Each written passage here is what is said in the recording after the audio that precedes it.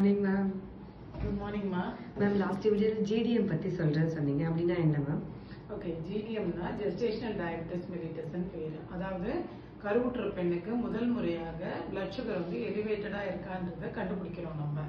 Suppose இது எலிவேட்டடா இருந்ததுன்னா, அதாவது ஜாஸ்தியா இருந்ததுன்னா மதருக்கும் சரி பிறக்க போற குழந்தைக்கும் சரி நிறைய ப்ராப்ளம்ஸ் வரதுக்கு வாய்ப்பு இருக்கு.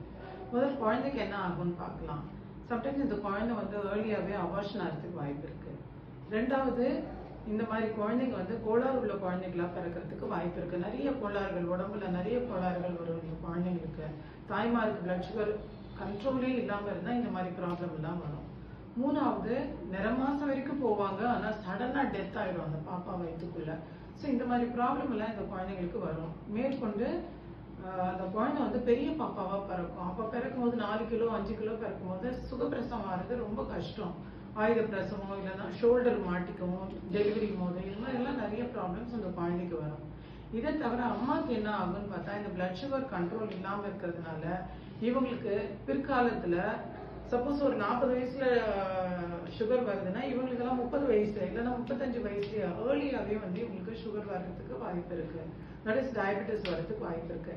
ஸோ இந்த மாதிரி பிளஸ் சுகர் ஜாஸ்தி ஆயிடுச்சுன்னா அவங்களுக்கு கிட்னி அஃபெக்ட் ஆயிடலாம்.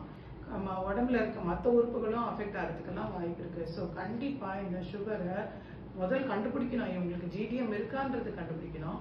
அப்படி கண்டுபிடிச்சா இதை எப்படி அவங்க கண்ட்ரோல் பண்றதுன்றது கண்டுபிடிக்கணும்.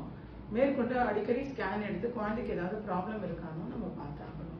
ஸோ இது அடுத்தடுத்த வீடியோல நம்மளுக்கு இந்த எப்படி கண்ட்ரோல் பண்றது, எப்படி ப்ரிவென்ட் பண்றதுன்றது பத்தி நம்ம பார்க்கலாம். Thank you, ma'am. தேங்க்யூ.